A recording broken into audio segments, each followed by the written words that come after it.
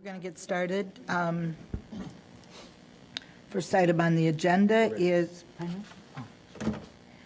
first item is citizen comment. Clerk Green, you're first on the list, and Mrs. Green.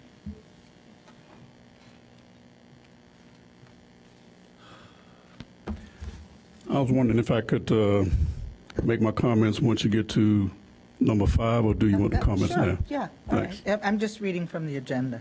All right. Mrs. Green, would you mind waiting either, also? Okay, all right. Next item is approval of the minutes of our regular April 7 meeting. Second. Comments, anybody? Hearing none, seeing no lights.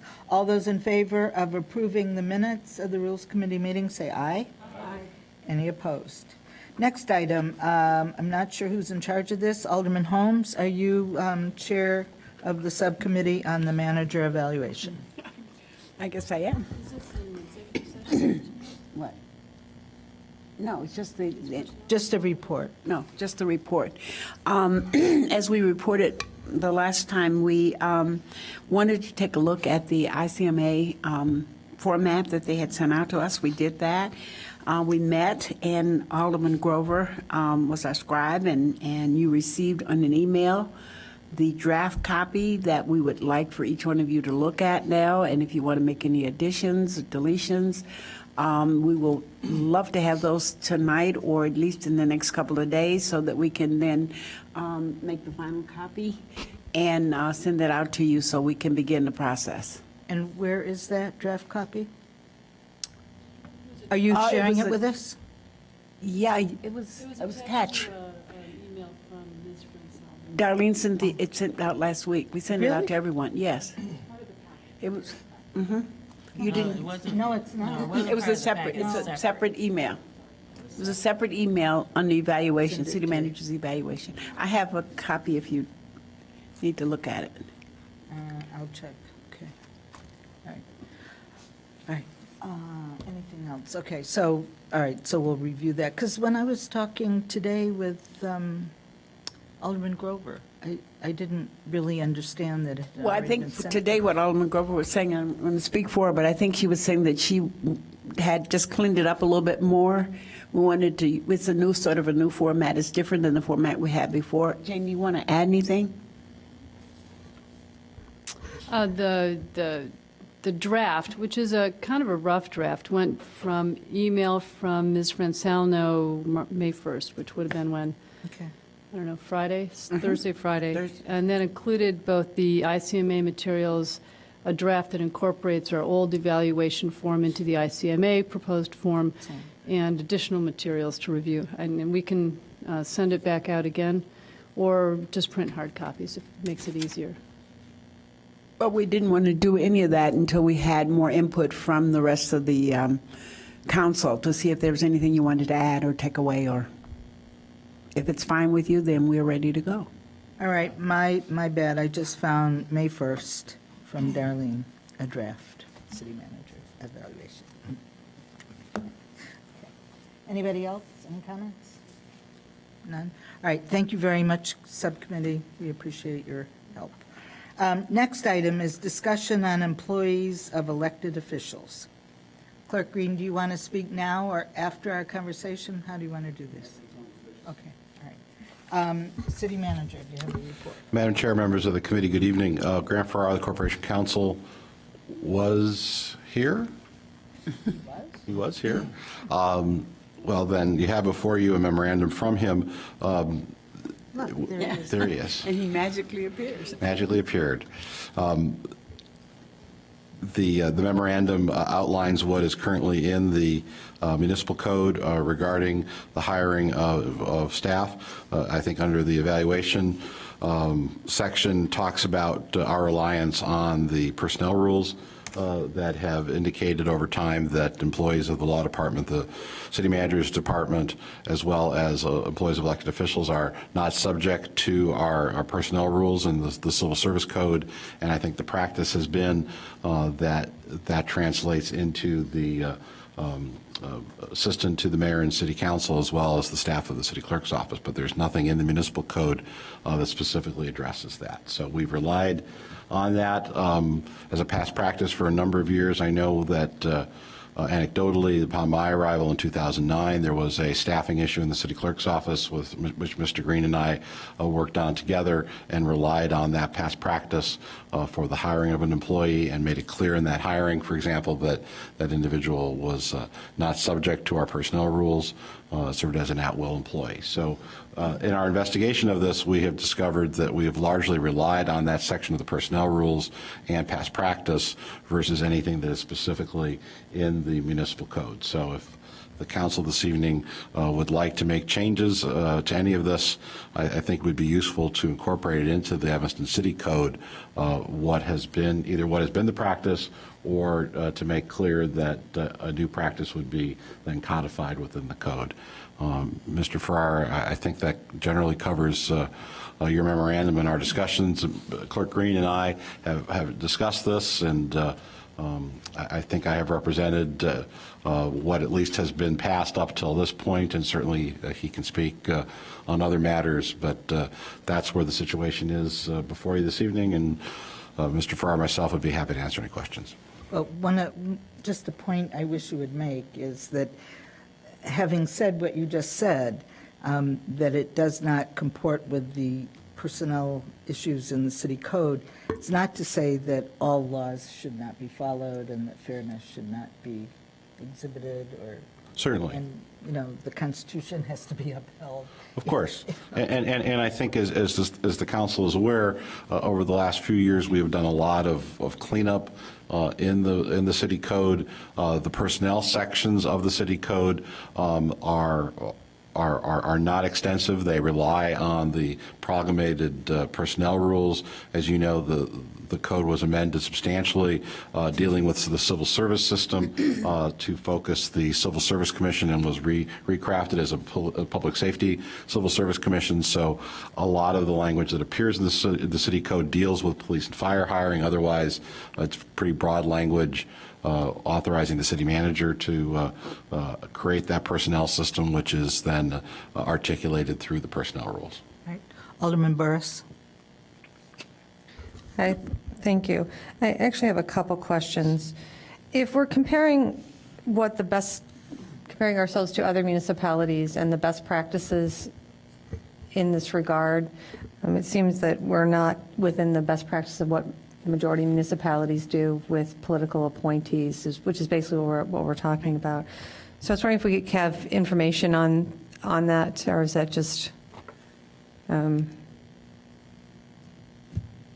what I think is the case with other municipalities, and I could be wrong on this, but from my experience, I don't believe it's true. Madam Chair, members of the committee, Grant Farrar Corporation Counsel. With respect to the issue that you raise, one point to keep in mind is that a lot of the issues that deal with hiring with village or city clerks is also informed by the form of government issue. In my past experience as village attorney for other municipalities in the Cook County area, they've had elected village clerks and appointed, or they've run as part of a ticket with the mayor of that particular, or village president of that particular jurisdiction. So a lot of the hiring practices that exist in other jurisdictions may not be apples to apples with the city of Evanston, which is, of course, council manager form of government. Within the scope of the memorandum and the look that we took, we did not get to that second level of analysis, which the point that you're leading up into. The charge that I understood from the manager and other members of the committee was to look at the code and past practice. So there may be another piece that could inform the discussion further. We just have not gone that extra step yet. And Alderman Burris, maybe if I can chime in. Largely under a council manager form, the role of the city clerk is either appointed, or if it is elected, the city clerk, by practice in many of those communities, is often not a full-time city clerk. So you have sort of a hybrid here where you have a council manager form, which generally speaking then would have all the staff responsible with the city manager, but a part-time clerk, perhaps even an elected part-time clerk. Here you have an elected full-time clerk. So we'd be happy to gather more data. I think that we are a little bit of a hybrid with an elected full-time clerk. And so you either look toward the strong mayor, strong village president model that Mr. Farrar was just referring to.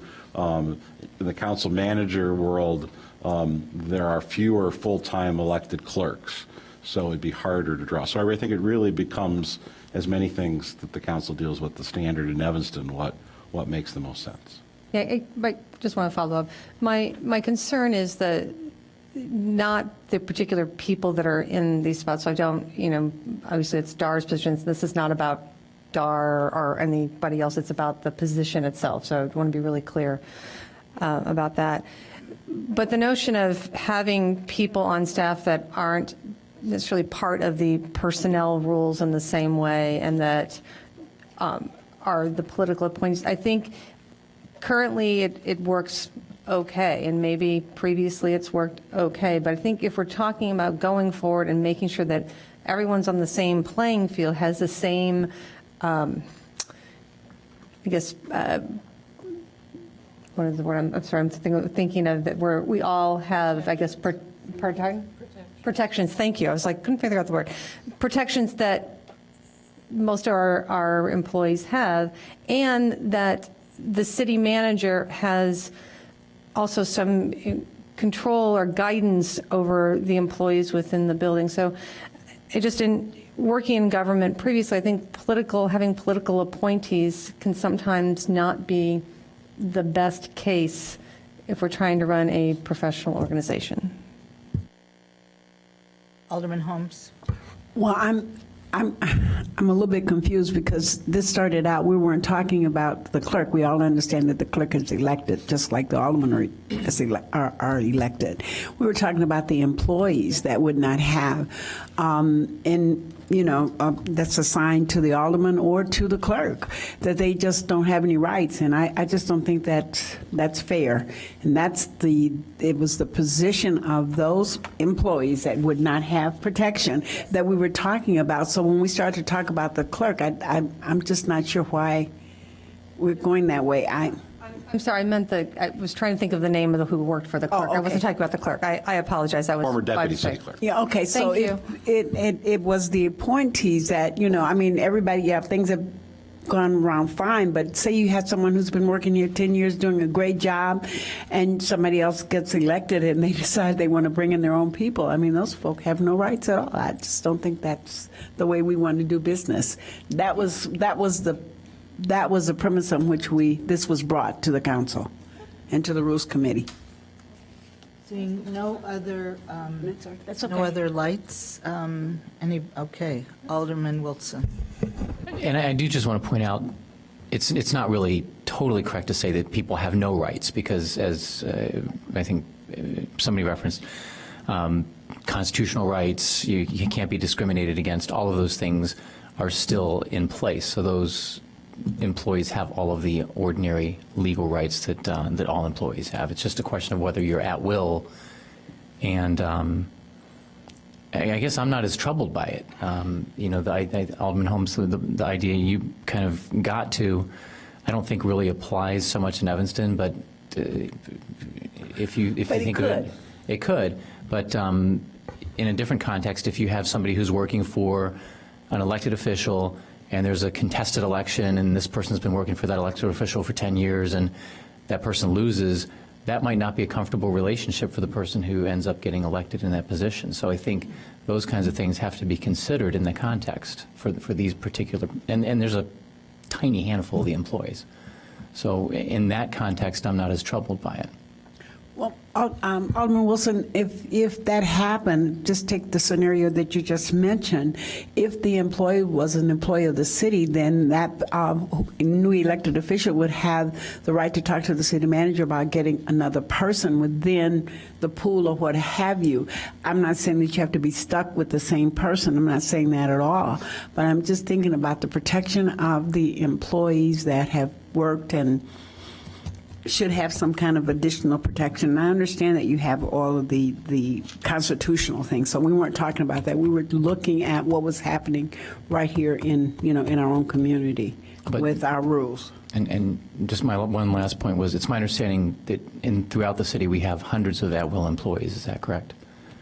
Yes. So I'm not sure where we draw the line. And also, if we were to take all of those hundreds of employees and they weren't at will, then you're bringing a very substantial cost as far as benefits and things like that are concerned with those other employees. So that's something that has to be taken. And I think we resolved that at the last meeting, and I thought that's why we were really just concentrated on the employees that were assigned to the elected officials. I thought that was the way it went. If I remember correctly, we did not understand that there were all the other at-will employees, but that this would, Okay, I just want to make sure. Alderman Holmes, keep in mind that we've been told in the last paragraph, I think it is, of the memorandum, that if the council wants to do anything about this, you're free to make a recommendation regarding this. I have Mayor Tisdale and City Manager Bob Quitz. Do you want to let? You bet. Thank you. I just wanted to reiterate what Alderman Holmes said, that I believed we were discussing the two positions, and it certainly is my position that they should have the same rights that every other, or that the majority of our employees have.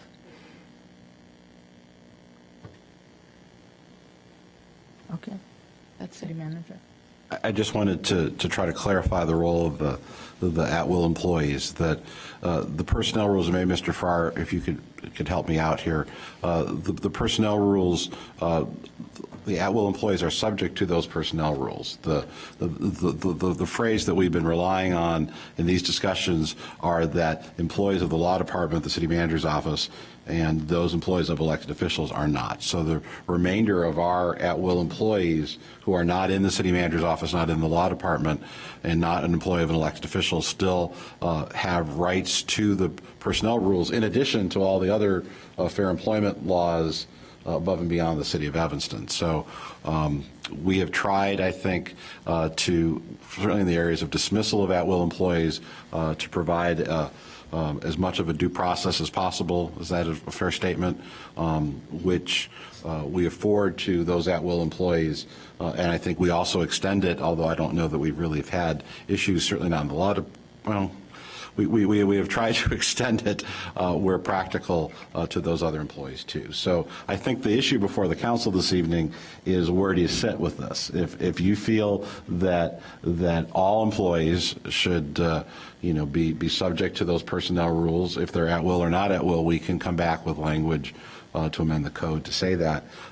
If you'd like to codify in the code the current practice, then I think we could come back with language to do that. I think there is a little bit of an ambiguity that needs to be cleared up on either side. So I would encourage the council to think about providing some clarity there. Mr. Farrar, does that, anything you wish to correct or amplify? I'd like to add something. I would play a like lawyer to on television, I'd like to follow up on Alderman Burris's inquiry, and that is not apples to oranges, but there are communities very similar to ours. And I would like a few examples of how their city clerk and their mayor and alderman handle employees who are assigned directly to them. So when you say similar in Illinois, similar in Illinois. Okay. I'm interested in Illinois. Yep. So cities of our size. Yeah, well, there are cities of our size that are nothing like us. But cities. That's the challenge. I know. We're special. So certainly Oak Park, Champaign. Couple cities, not villages, that have full-time clerks. Okay. et cetera. So we'll look within the state of Illinois for cities of approximately the same size and complexity. Like three. And so I would imagine Champaign is on that list, Oak Park is on that list. Where does it say? DeKalb is probably on that list. Where does it say anywhere that the city clerk is a full-time employee? I believe that is contained in the Is it? in the code. I don't know that Mr. Farrar's excerpt includes that. It's within the code. It and- says that, full-time employee. Yes, and but it also ties back to the Illinois Municipal Code, which indicates that the city council prescribes the duties of the clerk. So that is where, but it tracks, the city code tracks the Illinois Municipal Code in that respect. Well, that could be, but I think over time, the city clerk has become more and more full-time, which I'm very supportive, as has our mayor, become full-time. All right, I think we've beat this to death for the time being, and we'll come back. we have sent information to our staff to retrieve information regarding other communities. And Rodney Green, I have you on, and Mrs. Green on item 5. Rodney Green, 2016 Brown Avenue, also City Clerk of Evanston. As to the comments about the employees of at-will, employees do not have responsibilities or protection, let me read from you from what I found off the line concerning an at-will employee. An at-will employee refers to an employee whom an employer or employee can terminate at will for any reason or for no reason at all.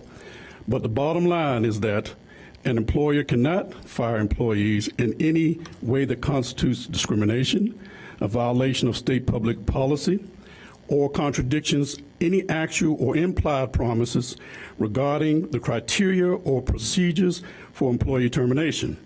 That still leaves a wide latitude to fire employees for economic or performance reasons, for violating the law or internal company policies, or even for no reason at all in some cases. Just be sure that we know the law apply your own policies consistently and document everything when terminating an employee. Now, I would like to know, for a point of reference, why in the world did this come up in the first place about the at-will employees? Make me understand. If you're asking the chair, my recollection is vague. Perhaps because of the firing of, or the letting go of the last deputy, I'm not sure. I believe it was a reference. It's a reference. Okay. Now, the question again then, if that's the reason for the possibility of changing the policy of the employees of the elected officials, again, why does it come up now when it's never come up before? Could I just interject something? I am very concerned, and I see our city attorney sitting here, that we get into a personnel issue and not the conceptual issue of, being an at-will employee, no matter who you are. So that's a concern for me. We do have an executive session tonight, and I think it is personnel matters, is it not? Yes, it is. But it does not If deal we with. want to continue on this course, I think we should take it to that meeting. But I'm not saying that to cut you off, Rodney, just to let you know that if we get into specifics, we need to go in executive session. Okay, I'll drop specifics then. Okay. When this decision again came up, and I'm not going in particulars here, and I know that it was said that it would come up because of the last person that I let go, that the clerk let go in the clerk's office. I know there was questions about that, and let me explain some things to you. As the city manager said before, we had gone through years of documentation, and I have documentation of everything. So if we had followed the rules and regulations, there was nothing irregular done with the termination of that employee. My question then is, if a person is not doing their job properly to what is going on, why can't that person be terminated? Madam Chair. Yes. Madam Chair, I think that your suggestion that perhaps this discussion could continue in executive session is appropriate. There's some direction, I think, to do some additional research, which we're happy to do, Mr. Farr and I, and we can come back at your meeting in, oh golly, June already. But I think that anything further regarding any actions of the clerk, in fairness to the clerk, and being respectful of Illinois laws regarding personnel, should be conducted in executive session. So, and we can do that tonight if under Illinois law, you have already noticed for personnel, and this would certainly be appropriate under that section. We're almost there. But I think if Mr. Green has other general comments regarding the larger issue to make in public session, I would encourage him, with the committee's consent, to do that. I don't want to cut him off. I just want to be mindful of the law. Okay. It was brought up that also there are other at-will employees in the city. If we're going to do a proper thing across the board, then are we going to include all of the at-will employees of the city? Is that a proper question at this time?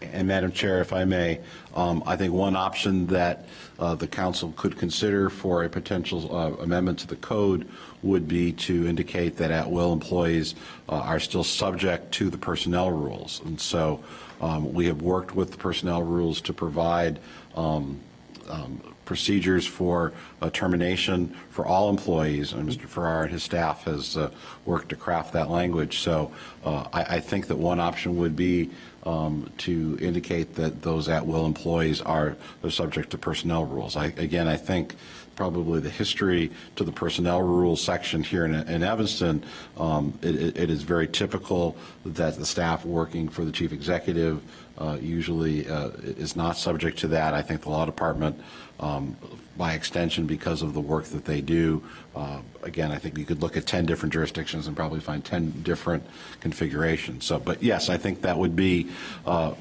reasonable option for the council that they may wish to consider, that at-will employees are still subject to personnel rules. The other twist with this is that the language that the council amended in the city code that dealt with civil service was generally pretty broad language, and as it mostly spoke to police officers and firefighters, but not exclusively to police officers and firefighters. And so when that language was altered to specifically refer to police officers and firefighters, a little bit was lost in translation. I think in talking with Mr. Farrar, I think we both felt comfortable that the personnel rules covered the rest. It may be prudent, if the council so directs, to look at language that broadens how all other employees other than police officers and firefighters My are interest hired. here only in dealing with the employees of elected officials, Okay. however many, whoever they might be. Alderman Burris. Mr. Farrar, when you're looking at this, could you also add to find out whom the political appointees directly report and whom does their evaluations, and if evaluations are done for those employees? I think that's also one of the protections that are important for personnel issues, that evaluations are done regularly and that we have that. I Thank can you. answer that. No, I'm asking about best practices in other communities. I can answer that. We need to get moving on here. Okay, so you're going to come to executive session, and we can I have to be there. rush this out. But I mean, you're going to raise this. I mean, if y'all allow me to speak there, yes. All right, thank you. Mrs. Green?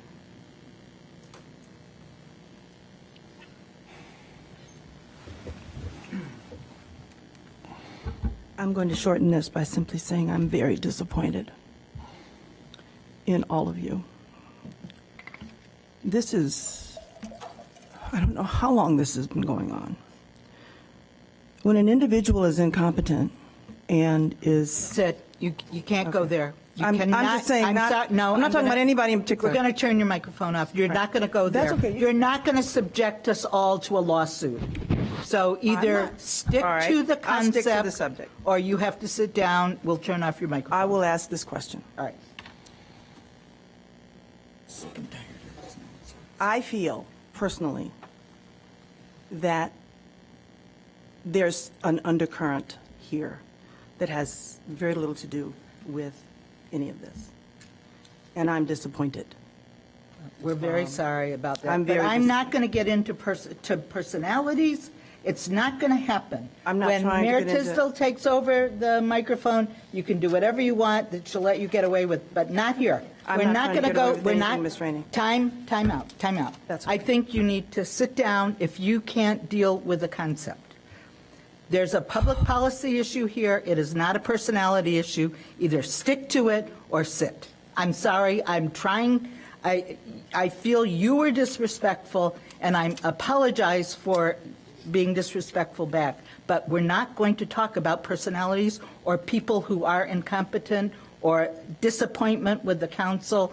We're sorry about that. I'm sure we disappoint a lot of people. So, do you want to stick to the concept, the city code, the idea of at-will employees? May I ask a You question? can talk all night. May I ask a question? Sure. The policies that this council makes up, do they apply across the board to everybody? Of course not. Certain policies apply to Public Works Department, certain policies apply to the police, certain policies apply to citizen comment. It's all over the place. There's no one size fits all. Okay. There are union things That's that okay. have You know no what? effect. There's another way to handle this, and I will use that means. Thank you very Okay. much. Thank you. Sorry it didn't work out for us tonight. All right, we're moving on. The next item is Resolution 16R14, supporting adequate and fair funding, resolution for Illinois 911 systems. Could I have a motion to? Okay, second. All right. Alderman Grover, I know you're chair of that committee, and I highly support this. I think actually that Alderman Burris is the current chair of that Oh, committee, although it's hard whatever. for either one of us You're a to keep member. track, because we switch every other meeting, it seems. This is an example of the revenue fee structure is set by state statute, not yet caught up with the way people use 911. And with the shift in the huge shift to cell phone use in our everyday lives and the discontinuation of a lot of landlines, our fee structure for 911 revenue in Illinois is based upon landlines, really.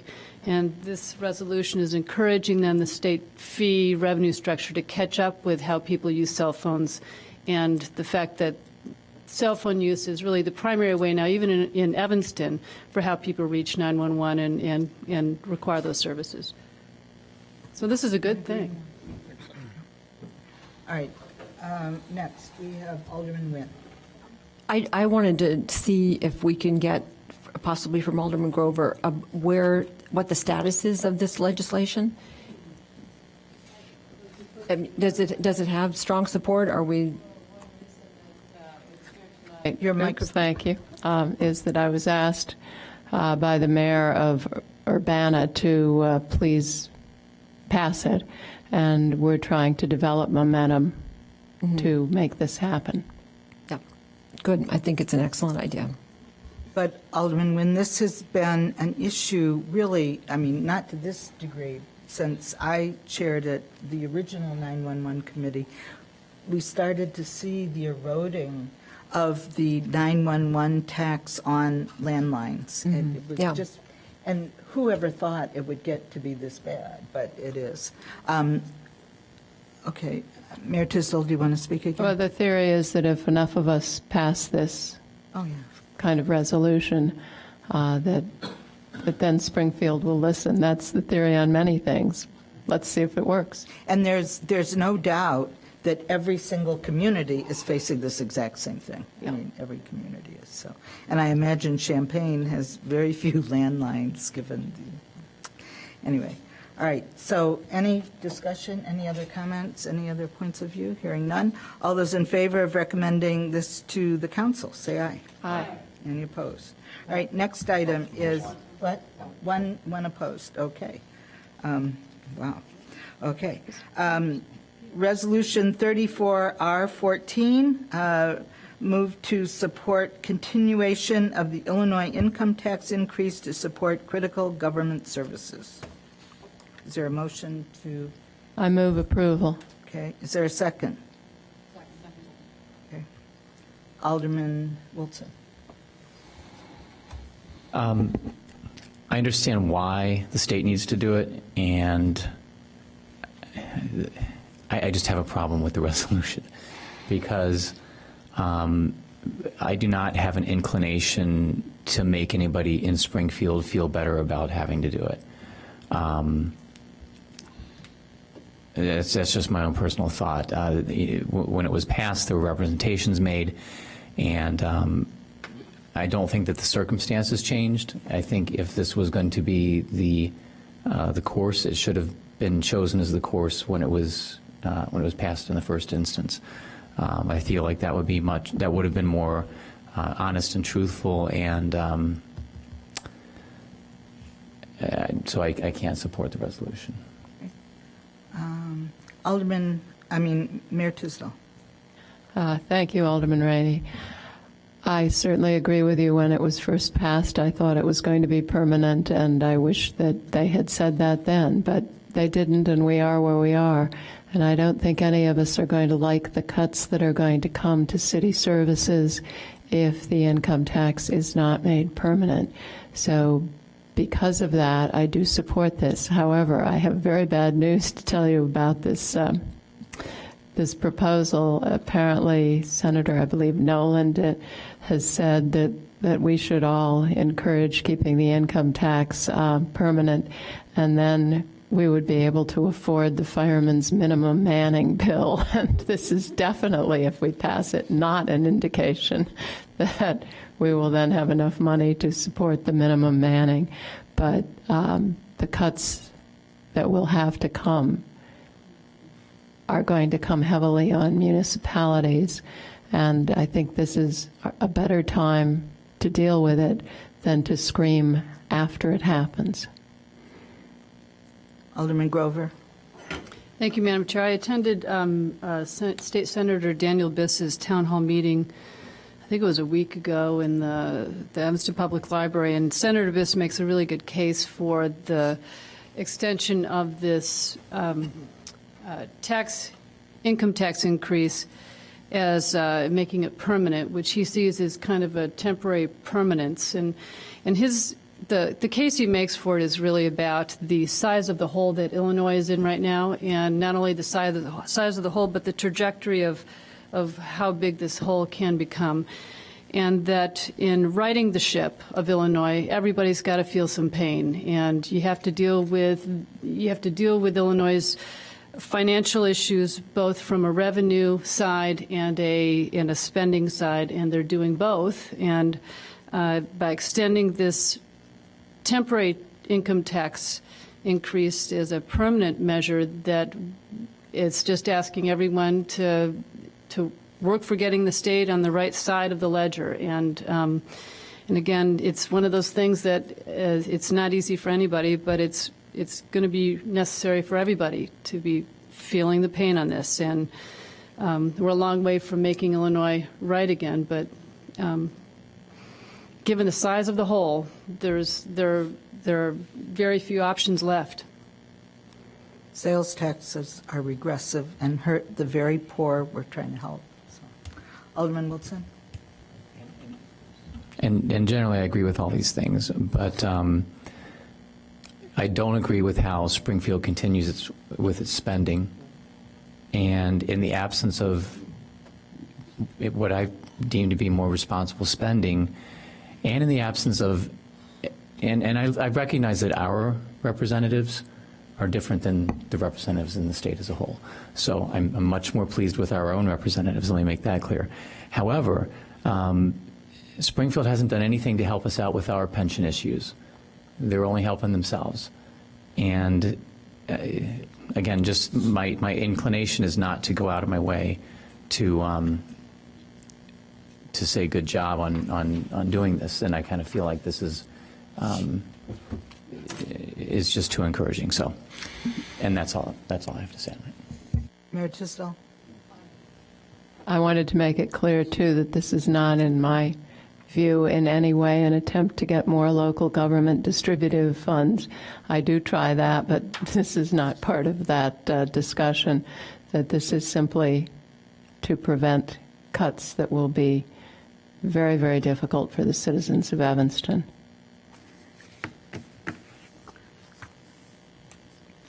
All right. I don't see any other comments here. Did I miss anybody? No? All right. All those in favor of recommending this resolution to support the continuation of the Illinois income tax increase, let me add this, to support critical government services, say aye. Aye. Any opposed? No. No. Ayes, please raise your hand.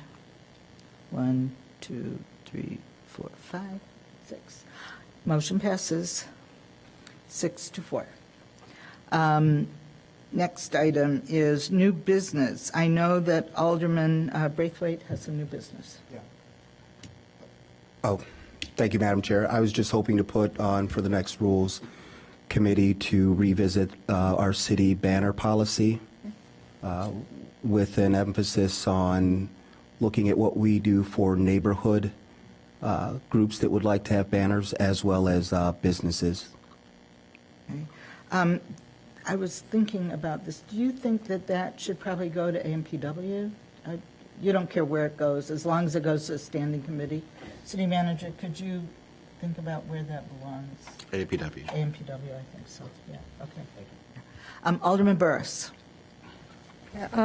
For new business, the assessor's office staff, could you remind me who that person, I forgot her name. Thank you, I'm sorry, I'm really terrible with names today, is reporting to and helping to manage her daily workflow. So I think there's been some confusion about even how she's to answer the phone of, is it City of Evanston assessor, is it what? So I think there's been some comments that maybe she needs some direction, so putting that forward. I'm happy to answer the question now. The position is a part of the Administrative Services Department. Marty Lyons is the director of the Administrative Services Department. The position reports to Hitesh Desai in our Finance Division. The phone would be answered City of Evanston. We have been talking. We do not have a permanent person in this position. We are in the process of recruiting for a permanent person for the position. The office remains the same as they are today. The phone numbers remain the same. The services remain the same. Okay. So you'll take care of that concern. Okay. All right, motion to adjourn to executives. We need to adjourn the committee and then Okay, so we're adjourned. and then call the City Council to order. I call the City Council to order. We have a quorum. Alderman Wilson, do you have something? I do. Pursuant to 5 Illinois compiled statutes ILCS 120/2A, I move that the City Council convene into executive session to discuss the agenda items regarding personnel. These agenda items are permitted subjects to be considered in executive session and is an enumerated exception under the Open Meetings Act. This exception is 5 ILCS 120/2A C1. Should we call the, thank you. Do we need to call the roll? I believe we do. Sure. Madam Mayor, we need to call the roll. Can you? I'm happy to serve. Well, you can call the roll from your list, starting with Alderman Nguyen. We're all here. Yeah. There, just start with Alderman Nguyen. Start with Alderman Nguyen and then go. Just go straight down the list. Alderman Nguyen. Here. Alderman Wilson. Here. Alderman Holmes. Here. Alderman Tindem. Here. Alderman Grover. Here. Alderman Rainey. Here. Alderman Burris. Mayor Tissot. Here. Alderman Braithwaite. Here. Alderman Fisk. Thank you very much. You're welcome. We have a quorum. So the motion's been made and seconded. We'll move into executive session. We need a vote to go into executive session. All those in favor say aye. Aye. Any opposed? Thank you.